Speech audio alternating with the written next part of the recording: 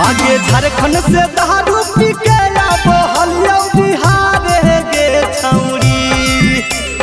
झारखंड से दारू पी के आबो हलिया बिहार गे छौरी। रजौली बॉर्डर पर धर ले कौ 112 गे छौरी। जमुई बॉर्डर पर धर ले कौ 112 गे छौरी। मुहा में पाई बदे के कहल फुका मारे गे छौरी। मुहा में पाई बदे के कहल फुका मारे गे छौरी।